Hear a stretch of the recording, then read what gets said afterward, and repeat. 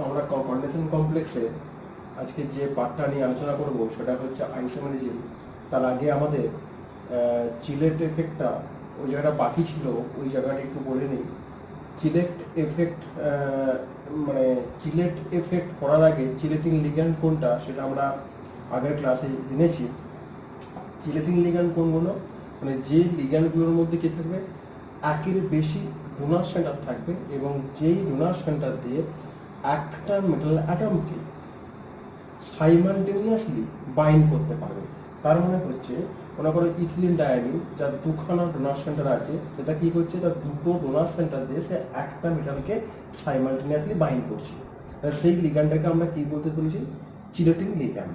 কিন্তু আজ যেটা আমরা করবো চিলেট এফেক্ট। সবসময় চিলেটিং লিগ্যান্ডগুলো যদি মেটালের সঙ্গে কমপ্লেক্স তৈরি করে, সেইগুলো কী হয়, সেই কমপ্লেক্সগুলো মোর স্টেবল হয় কাদের থেকে, যদি নন চিলেটিং লিগ্যান্ড কোনো মেটালের সঙ্গে কমপ্লেক্স করলো আর চিলেটিং লিগ্যান্ড কোনো মেটালের সঙ্গে কমপ্লেক্স করলো, আর কোন কমপ্লেক্সটা মোর স্টেবল হবে, অবশ্যই chelated complex is more stable than that of the non chelated complex. আমি ওয়ান্স এগেন আমি রিপিট করছি, কি বলছি আমি, chelated complex is more stable than that of the non chelated complex. This effect is known as Sylhet effect. এবার চিলেট এফেক্টকে আমরা থার্মোডাইনামিক্যালি entropy effect বলি।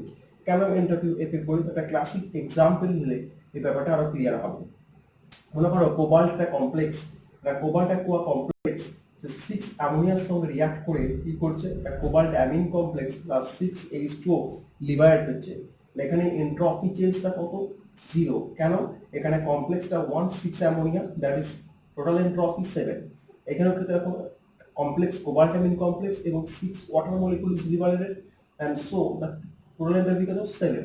তাহলে এন্ট্রপি চেঞ্জটা কত, 7 - 7, দ্যাট ইজ ইকুয়াল টু 0। এটা কি, এখানে হচ্ছে কোবাল্ট অ্যাকোয়া কমপ্লেক্সের সঙ্গে যে অ্যামোনিয়া কমপ্লেক্স তৈরি, মানে কোবাল্ট অ্যামোনিয়া লিগ্যান্ডের সঙ্গে রিয়াক্ট করে যে কোবাল্ট অ্যামিন কমপ্লেক্স তৈরি হয়েছে, এখানে অ্যামোনিয়া হচ্ছে কি non chelating ligand and ammonia is a monodentate ligand. কিন্তু দেখো কোবাল্ট অ্যাকোয়া কমপ্লেক্সের সঙ্গে ইথিলিন ডায়ামিন, মানে একটা ইথিলিন ডায়ামিন কত করেছিলাম 2, বিকজ একটা ইথিলিন ডায়ামিনের মধ্যে দুটো ডোনার অ্যাটম আছে, সেটা আমরা অলরেডি আগের ক্লাসে ডিসকাস হওয়া হয়েছে। তাহলে এখানে আমার 6টা অ্যাকোয়া মলিকুলকে রিপ্লেস করতে গেলে আমার কি লাগবে, 3টে ইথিলিন ডায়ামিন লাগবে, and that's why CON তার হোল 3 প্লাস 6H2, এই কমপ্লেক্সে কিন্তু কোয়াড্রেন্ট নাম্বার 6। তাহলে এখন এইখানে দেখো এন্ট্রপি কত, 1 + 3 দ্যাট ইজ ইকুয়াল টু 4। এখানে এন্ট্রপি কত, 1 + 6, 1 + 6 দ্যাট ইজ 7। তাহলে এন্ট্রপি চেঞ্জ কত, 7 - 4 that is 3, that is positive. তাহলে এখানে কিছু এন্ট্রপিটা পজিটিভ হচ্ছে কখন হচ্ছে, যখন চিলেট কমপ্লেক্স, যখন চিলেটিং লিগ্যান্ড যখন মেটালের সঙ্গে রিয়াক্ট করছে তখন কি হচ্ছে, এন্ট্রপিটা পজিটিভ। যখন নন চিলেটিং লিগ্যান্ড যখন কমপ্লেক্স করে এন্ট্রপি কত হচ্ছে, 0, কোনো এন্ট্রপি চেঞ্জ হয়নি। আমরা জানি যে কি, উই নো দ্যাট ডেল্টা জি সমান কি ডেল্টা এইচ মাইনাস টি ডেল্টা এস। যখন চিলেট কমপ্লেক্সের ক্ষেত্রে ডেল্টা এসটা কি হচ্ছে, পজিটিভ কোয়ান্টিটি। আর ডেল্টা এস যদি পজিটিভ কোয়ান্টিটি হয়, আর ডেল্টা জিটা কি হচ্ছে, নেগেটিভ কোয়ান্টিটি। আর ডেল্টা জি যদি নেগেটিভ হয়ে যায়, সেটা ক্ষেত্রে রিয়াকশনটা অনেক বেশি স্পন্টেনিয়াস, মোর স্পন্টেনিয়াস। রিয়াকশন যদি বেশি স্পন্টেনিয়াস হয়, চিলেটেড কমপ্লেক্সের ক্ষেত্রে রিয়াকশনগুলো কি হবে, more rapidly takes place and the chelated complex is more stable than that of the non-chelated complex. এখান থেকে পরিষ্কার বুঝতে পারলাম যে Sylhet effect is essentially known as entropy effect. এবার যেটা আমরা করবো আইসোমেরিজম। তাহলে first of all, what is isomerism? The two compounds which have the same molecular formula but different in the arrangement of the ligands around the metal ion is known as isomer, and the phenomena of their existence is known as isomerism. ওকে, এটা তো organic chemistry পড়েছে। এবার আমরা inorganic কেমিস্ট্রিতে আইসোমেরিজমের যে বেশি আইসোমেরিজমকে আমরা বেশি জোর দিই, সেই জায়গাটাকে আজকে ডিসকাস করবো। এবার আইসোমেরিজমকে আমরা দুভাগে ভাগ করতে পারছি, স্ট্রাকচারাল আইসোমেরিজম, একটা স্টিরিও আইসোমেরিজম। আর স্ট্রাকচারাল আইসোমেরিজমের মধ্যে কি কি আছে, আয়োনাইজেশন আইসোমেরিজম, হাইড্রেটেড আইসোমেরিজম, প্রতিটা আলাদা করে ডিসকাস করবো। Coordination isomerism, ligand isomerism, linkage isomerism, coordination position isomerism, polytopal or conformational isomerism, spin state isomerism, polymerization isomerism, and last of all the valence isomerism. This is the less important, the valence isomerism.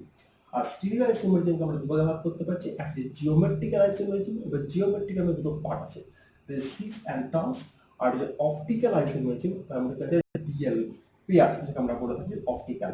আর যেটা আমরা discuss করবো সেটা হচ্ছে structural isomerism.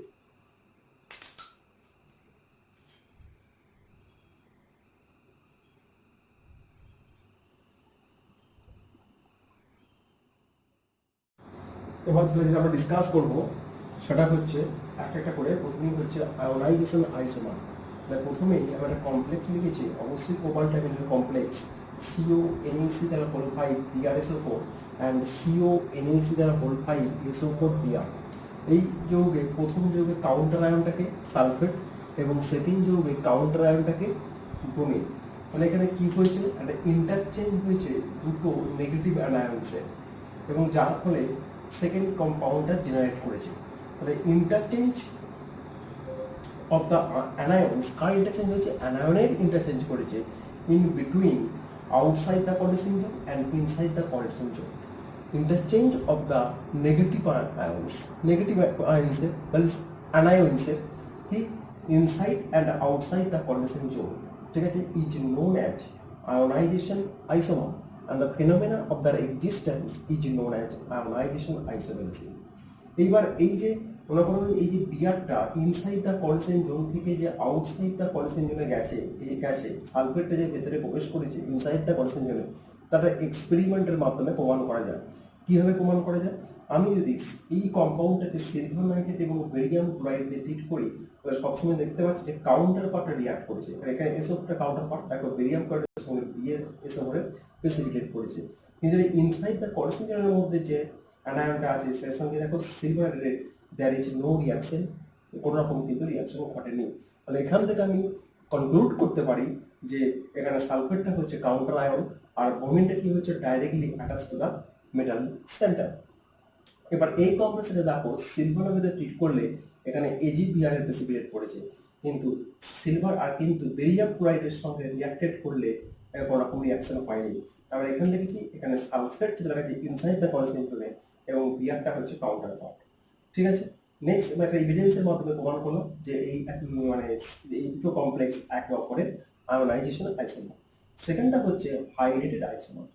Hydrated নাম শুনে বুঝতে পারছো the disposition of the aqua molecule, disposition of the aqua molecule inside and outside the condensation zone is known as hydrated isomer and the phenomena of their existence is known as hydrated isomerism। তাহলে hydrated আইসোমারের ক্ষেত্রে না কি করতে হবে, এই কম্পাউন্ডটাকে তুমি কিভাবে treat করবে, এটাকে যদি সিলভার নাইট্রেট দিয়ে ট্রিট করো, সিলভার নাইট্রেট দিয়ে ট্রিট করলে ওখানে কি হবে, 3খানা AgCl এর প্রেসিপিটেট করবে, 3টে AgCl এর প্রেসিপিটেট করবে। আর কনসেন্ট্রেশন সালফিউরিক অ্যাসিড দিয়ে ট্রিট করো, মানে দুটো নিয়ে ট্রিট করছি, এখানে কিন্তু কোনো ওয়াটার মলিকুল লস করবে না, কোনো ওয়াটার মলিকুল কাউন্টার পার্টে নেই, মানে আউটসাইড দ্য কনসেন্ট্রেশনে নেই, নো ওয়াটার মলিকুল লস, মানে নো H2O লস, কোনো H2O লস করছে না। তাহলে তুমি কনফার্ম হয়ে যাবে যে অ্যাকোয়া মলিকুলটা আউটসাইড দ্য কনসেন্ট্রেশনে গেছে কিনা, এই এক্সপেরিমেন্টের মাধ্যমে তুমি কনফার্ম হয়ে যাবে। সেকেন্ড ক্ষেত্রে দেখো তুমি সিলভার নাইট্রেট এবং তুমি কনসেন্ট্রেশন সালফিউরিক অ্যাসিড দিয়ে ট্রিট করো, তাহলে এখানে কটা প্রেসিপিটেট পড়বে, তাহলে এখানে দুটো AgCl এর প্রেসিপিটেট পড়বে। কেন, কারণ দুটো সিএলটা হচ্ছে আউটসাইড দ্য কনসেন্ট্রেশনে আছে, এবং এখানে কি হচ্ছে কনসেন্ট্রেশন সালফিউরিক অ্যাসিড দিয়ে ট্রিট করলে একটা ওয়াটার মলিকুল লস হবে, বিকজ একটা ওয়াটার মলিকুল চলে গেছে আউটসাইড দ্য কনসেন্ট্রেশন। এবং সেকেন্ড থার্ডের ক্ষেত্রে কি হবে, থার্ডের ক্ষেত্রে সিলভার নাইট্রেট এবং কনসেন্ট্রেশন সালফিউরিক অ্যাসিড দিয়ে ট্রিট করলে কি ঘটবে, থার্ডের ক্ষেত্রে কনসেন্ট্রেশন সালফিউরিক অ্যাসিড এবং সিলভার নাইট্রেট দিয়ে ট্রিট করলে একটু ভালো করে খেয়াল করে রাখো, এখানে কটা AgCl এর প্রেসিপিটেট করবে, এখানে একটা AgCl এর প্রেসিপিটেট করবে, এবং এখানে কনসেন্ট্রেশন সালফিউরিক অ্যাসিড দিয়ে ট্রিট করলে কটা ওয়াটার মলিকুল লস করবে, এবং এখানে 2 ওয়াটার মলিকুল লস করবে, বিকজ 2 ওয়াটার মলিকুল এখানে আছে, ঠিক আছে। তাহলে এই এক্সপেরিমেন্টের মাধ্যমে আমরা বলতে পারছি যে ওয়াটার মলিকুলটার ডিসপ্লেসমেন্ট ঘটেছে, ঠিক আছে, মানে ইনসাইড দ্য কনসেন্ট্রেশন থেকে সে আউটসাইড দ্য কনসেন্ট্রেশনে গেছে, এবং যার ফলে যে আইসোমারগুলো ডেভেলপ করেছে তাকে আমরা কি বলছি, হাইড্রেটেড আইসোমার। এবং এবং এর ফলে তার কালারগুলো ডিফারেন্ট ডিফারেন্ট হয়েছে, এবং এটা একটা দেখো ভায়োলেট কালার, এটা একটা ব্লু গ্রিন কালার, এবং লাস্ট যে কালারটা সেটা হচ্ছে কি ডার্ক গ্রিন কালার। এইবার যেটা আমরা নেক্সট দেখবো সেটা কি, সেটা হচ্ছে কোঅর্ডিনেশন আইসোমার। কোঅর্ডিনেশন আইসোমারের ক্ষেত্রে কিরকম কোঅর্ডিনেশন আইসোমার দেখা যায়, ঠিক আছে। নেক্সট হচ্ছে আমরা দেখছি কোঅর্ডিনেশন আইসোমার। 3 নম্বরটা হচ্ছে আবার করে নেওয়া যাক। 3 নম্বরটা আমরা দেখে নিচ্ছি। নেক্সট হচ্ছে কোঅর্ডিনেশন আইসোমার। কোঅর্ডিনেশন আইসোমার হচ্ছে 3 নম্বরটা। দেখো আমাদের দুটো হয়ে গেছে, একটা আয়োনাইজেশন হয়ে গেছে, হাইড্রেট হয়ে গেছে। এবার নেক্সট হচ্ছে কোঅর্ডিনেশন আইসোমার। তাহলে কোঅর্ডিনেশন আইসোমারের ক্ষেত্রে আমরা কমপ্লেক্স অংশ দিয়ে নিচ্ছি। কোবাল্ট টাইপের কমপ্লেক্স নাম CO NH3, তারপরে 6 3+, তার সঙ্গে নিচে দেখো CR CN, তারপরে 6 3-। দেখো বোথ কমপ্লেক্স আছে, মানে কমপ্লেক্স যদি কাটায়ন করি, যদি কমপ্লেক্স অ্যানায়ন করি, এটা আলটিমেটলি চার্জ কিন্তু 0 হয়ে গেছে। অ্যান্ড এবার আমি কি করছি, এবার আমি এইটাকে কোবাল্ট করে নিচ্ছি, এটাকে ক্রোমিয়াম করে নাও। ক্রোমিয়াম NH3 দ্বারা বলছি, জাস্ট আমি ইন্টারচেঞ্জ করে দিচ্ছি, কারণ লিগ্যান্ডটা ক্রোমিয়াম NH3 দ্বারা বলছি 3+, তার সঙ্গে আমি কি করে দেবো কোবাল্ট CN, তারপর 6 3-। তাহলে কোঅর্ডিনেশন আইসোমারটা কিভাবে হয়েছে, জেআর হয়েছে। কোঅর্ডিনেশন আইসোমারটা দেখো কম্পোস্ট হয়েছে, মানে কিভাবে তৈরি হয়েছে, তারপরে coordination isomer is generated by the composed of complex cation and complex anion. Complex cation এবং কমপ্লেক্স অ্যানায়নের কম্পোজের ফলে যে আইসোমারটা ডেভেলপ করে গেছে সেটা হচ্ছে কি কোঅর্ডিনেশন আইসোমার। এটা পরিষ্কার ক্লিয়ার, ঠিক আছে। এবার নেক্সট যেটা আমরা বলবো সেটা হচ্ছে লিগ্যান্ড আইসোমার। খুব ইম্পর্টেন্ট লিগ্যান্ড আইসোমারটা। তারপরে লিগ্যান্ডটাকে মানে লিগ্যান্ডের উপর যে অ্যাড করছে, মেটালটাকে আমি সেম রাখবো। লিগ্যান্ড আইসোমার একটু খেয়াল করো। লিগ্যান্ড আইসোমার আমি দুটো লিগ্যান্ড নিচ্ছি, এখানে কি নিচ্ছি CH2 NH2 হয়েছে, CH2 NH2 CH NH2 CH3। এটার নাম কি, এটার নাম হচ্ছে 1,2-ডাইয়ামিন প্রোপিন। এই লিগ্যান্ডটাকে আমি PN লিগ্যান্ড দিয়ে চিহ্নিত করলাম। 1,2-ডাইয়ামিন প্রোপেন, দেখে গেছে 1,2-ডাইয়ামিন প্রোপেন লিগ্যান্ড নিলাম। আরেকটা আমি লিগ্যান্ড নিচ্ছি CH2 NH2 CH2 CH2 NH2 হয়েছে। তাহলে এটা কি হচ্ছে 1,3-ডাই, এটাও কিন্তু দেখো নাম্বারিং করো 1 2 3 1,3-ডাইয়ামিন প্রোপেন। এটা 1,3-ডাইয়ামিন প্রোপেন, এটা 1,2-ডাইয়ামিন প্রোপেন। তাহলে এই লিগ্যান্ডটাকে আমি কি করলাম TN, একটাকে দিচ্ছি আমি PN এবং একটাকে আমি দিচ্ছি TN। তাহলে দুটো লিগ্যান্ড দিয়ে করছি, এটা 1,2-ডাইয়ামিন প্রোপেন, ঠিক আছে। আর একটা করছি আমি 1,3-ডাইয়ামিন প্রোপেন। এটাকে PN লিগ্যান্ড দিয়ে চিহ্নিত করছি, এটাকে আমি TN লিগ্যান্ড দিয়ে চিহ্নিত করছি। তাহলে এইবার মনে করো এবার যে কারণে তুমি কমপ্লেক্স নিয়ে নাও, তাহলে কোনো ব্যাপার নাই। তাহলে এবার সিম্পলি তাহলে তুমি কমপ্লেক্স নিয়ে নাও CO, ওকে CO PN তার হোল 3+ and CO TN তার হোল 3+।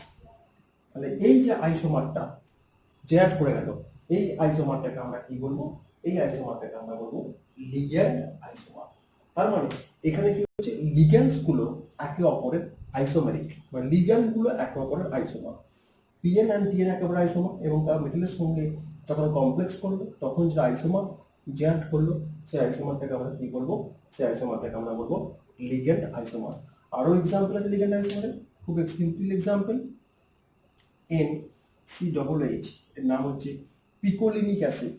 ঠিক সিমিলারলি মানে pyridine 2 carboxylic acid CHH, pyridine 3 carboxylic acid, এর নাম হচ্ছে পিকোলিনিক অ্যাসিড, এর নাম হচ্ছে নিকোটিনিক অ্যাসিড। তাহলে এরা অপরের কি এক অপরের লিগ্যান্ড আইসোমার। তাহলে এরা যখন কমপ্লেক্স করবে মেটালের সঙ্গে তখন যে আইসোমার ডেভেলপ হবে তখন আমরা কি বলবো লিগ্যান্ড আইসোমার। নেক্সট হচ্ছে আমরা যাচ্ছি লিঙ্কেজ আইসোমার। লিঙ্কেজ আইসোমারটা কি, খুব সিম্পল, যেগুলো হচ্ছে অ্যাম্বিডেন্টেড লিগ্যান্ড তারা হচ্ছে জেনারেট করা হচ্ছে কি লিঙ্কেজ আইসোমার। তাহলে অ্যাম্বিডেন্টেড লিগ্যান্ড কোনগুলো বলবো SCN, এটা হচ্ছে অ্যাম্বিডেন্টেড লিগ্যান্ড SCN হচ্ছে SCN মাইনাস। অ্যান্ড এবার এটাকে ঘুরিয়ে লিখি, জাস্ট এটা ব্যাক করলো, এটা উঠলো, তাহলে S⋅C মাইনাস। ঠিক আছে, আমি এখানে দুখানা ডোনাশন করতে পারি, একবার সালফার দিয়ে হচ্ছে কমপ্লেক্স করতে পারি, আমার CO SCN।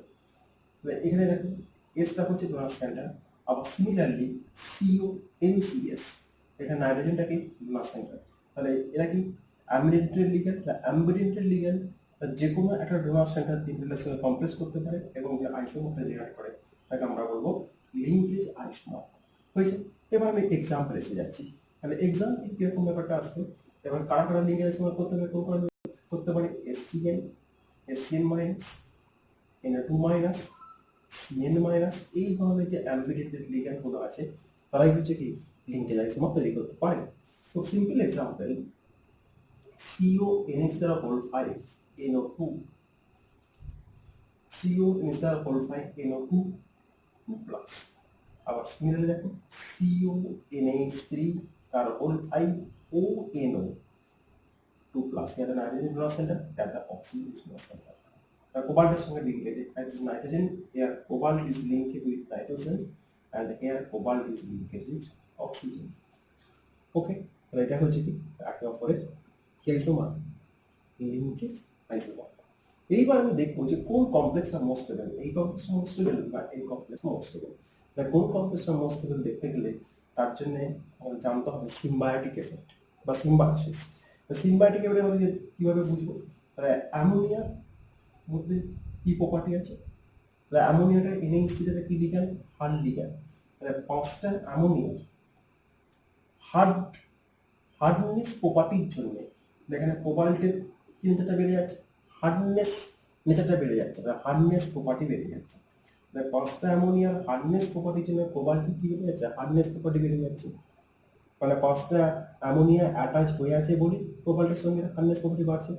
কোবাল্টের যদি হার্ডনেস প্রপার্টি বেড়ে যায় তাহলে কোবাল্ট কাকে বেশি প্রেফার করবে, হার্ড সেন্টারকে বেশি প্রেফার করবে, হার্ড বেসকে বেশি প্রেফার করবে, because cobalt is hard acid বা হার্ড বেসকে যদি প্রেফার করে তাহলে নাইট্রোজেন আর অক্সিজেন কোনটা বেশি, হার্ড বেস অবশ্যই অক্সিজেন। তাহলে কোন কমপ্লেক্সটা most stable, the CO nature whole 5 ONO2 most stable than that of CO nature whole 5 ONO2. This can be explained on the basis of কি দিয়ে বলবো, on the basis of symbiotic effect. This effect is known as symbiosis. ওকে, এবার next যেটা আমরা আসছি সেটা হচ্ছে coordination position isomer. Next হচ্ছে the coordination position isomer. The coordination position isomerটা কাদের মধ্যে দেখতে পাওয়া যায়, এটা মাল্টিনিউক্লিয়ার কমপ্লেক্স, এটা মাল্টিনিউক্লিয়ার কমপ্লেক্স এবং কি হচ্ছে লিগ্যান্ডের অ্যারেঞ্জমেন্টটা ডিফারেন্ট হয়ে যাচ্ছে। সেখানে আমরা দেখতে পাচ্ছি কি কোঅর্ডিনেশন পজিশন আইসোমার। দেখো এখানে 4টে আমি করেছি, এখানে কিন্তু 2টো আমি করেছি, মোট কিন্তু 6টা। এখানে দেখো 3টে আমি 3টে আমি, মোট কিন্তু 6টা। এখানে দেখো কোডিন আছে Cl2 Cl 4টে, এখানে দেখো Cl 2 আর 4টে। এটা মাল্টিনিউক্লিয়ার কমপ্লেক্স এবং দেখতে পাচ্ছি এবং লিগ্যান্ডের অ্যারেঞ্জমেন্টটা ডিফারেন্ট হয়ে গেছে, ফলে যার ফলে কোঅর্ডিনেশন পজিশন আইসোমারটা জেনারেট করেছে। নেক্সট হচ্ছে পলিটোপাল isomerism or কনফর্মেশনাল isomerism.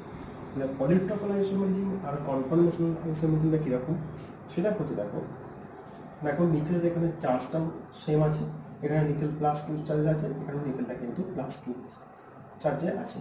Molecular formula দুটো কম্পাউন্ডের সেম আছে, বাট দুটো কম্পাউন্ডের জিওমেট্রি চেঞ্জ হয়ে গেছে।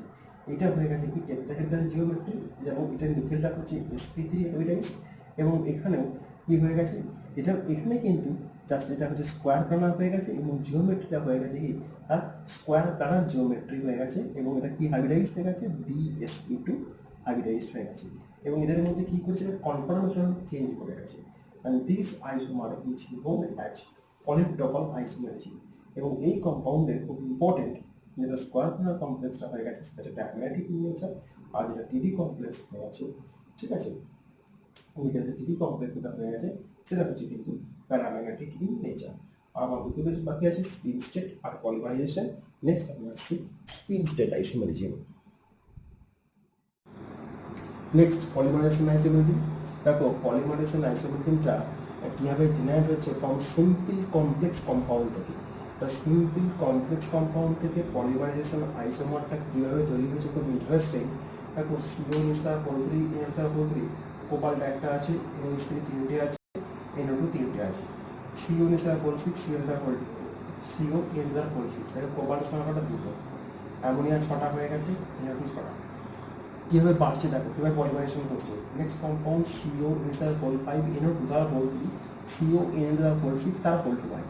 এখানে কোবাল্ট আছে 3টে, এখানে কোবাল্ট 2, কোবাল্ট মোট কটা আছে দেখো, কোবাল্ট মোট হয়ে গেছে 5টা। টোটাল অ্যামোনিয়া হয়ে গেছে 15টা এবং NO2 হয়ে গেছে 15টা। তাহলে এইভাবে পলিমারাইজেশনের ফলে সিম্পল কমপ্লেক্স কম্পাউন্ড থেকে যে আইসোমারটা জেনারেট করে যায় তাকে আমরা বলছি পলিমারাইজেশন আইসোমার। এবার লাস্ট সেটা হচ্ছে কি spin state isomer. This is very important. Spin state isomer মানে স্পিন স্টেট আইসোমারটা করতে গেলে তো ক্রিস্টাল থিওরি সম্বন্ধে আইডিয়া থাকতে হবে। নেক্সট হচ্ছে আমাদের স্পিন স্টেট আইসোমার। তাহলে স্পিন স্টেট আইসোমারটা কী হয়, সেখানে হাই স্পিন এবং লো স্পিনের মধ্যে একটা ইকুইলিব্রিয়াম দেখতে পাওয়া যায়। স্পিন স্টেট আইসোমারের মধ্যে একটা হাই স্পিন এবং লো স্পিন স্টেটের মধ্যে ইকুইলিব্রিয়াম দেখতে পাওয়া যায় এবং দ্যাট মিনস এটা তখনই কি হয়, স্পিন স্টেট আইসোমারের যেটা মেন ব্যাপার সেটা হচ্ছে D4 থেকে D7 কনফিগারেশনে। আমি কি বলতে চাইছি, D4 টু D7 কনফিগারেশনে কি হয়, যে সমস্ত কমপ্লেক্সের metal অ্যাটমগুলো D4, D5, D6, D7 configuration, তাদের একটা ইকুইলিব্রিয়াম থাকার টেন্ডেন্সি আছে, যে হাই স্পিন থাকতে পারবো আবার লো স্পিনও থাকতে পারবো। সেটা ডিপেন্ড করবে ওই মেটালটা কোন লিগ্যান্ডের সঙ্গে অ্যাটাচ হয়ে আছে। ঠিক আছে, যদি মনে করো মেটালগুলো একটা উইক পিল লিগ্যান্ডের সাথে কমপ্লেক্স করে, তার টেন্ডেন্সি কি হবে, হাই স্পিন হয়ে যাবে।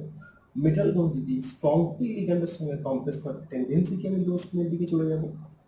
তার মানে there is a critical crystal field strength. Critical crystal field strength কখন পায়, যখন ডেল্টা ওটা near equal to pairing energy, এটাকে বলে ক্রিটিক্যাল ক্রিস্টাল field strength। তখন কি হয়, হাই স্পিন এবং লো স্পিনের মধ্যে একটা ইকুইলিব্রিয়াম দেখতে পাওয়া যায়। ঠিক আছে, এবং স্পিন ইকুইলিব্রিয়ামটা আমরা কি বলি, স্পিন স্টেট ইকুইলিব্রিয়াম। এবং স্পিন স্টেট ইকুইলিব্রিয়ামটা যে রিজনে দেখতে পাওয়া যায় তাকে আমরা বলি ক্রসওভার রিজন। মানে ক্রসওভার রিজনে কি হয়, একটা হাই স্পিন এবং লো স্পিন স্টেটের মধ্যে একটা ইকুইলিব্রিয়াম দেখতে পাওয়া যায়। তার মানে আমি এটা বলতে চাইছি যে D1 টু D3 কনফিগারেশন যদি কোনো মেটাল হয়, সেই সমস্ত মেটালগুলো লিগ্যান্ডের নেচারের উপর ডিপেন্ড করে না এবং কমপ্লেক্সগুলো সব সময় হবে হাই স্পিন কমপ্লেক্স। D4 থেকে D7 সে করতে পারে হাই স্পিন কমপ্লেক্সও করতে পারে, আবার লো স্পিন কমপ্লেক্সও করতে পারে। সেটা ডিপেন্ড করতে পারবে নেচার অফ লিগ্যান্ড। লিগ্যান্ড যদি উইক হয় তখন কমপ্লেক্স হবে হাই স্পিন, লিগ্যান্ড যদি স্ট্রং হয় কমপ্লেক্স হবে লো স্পিন।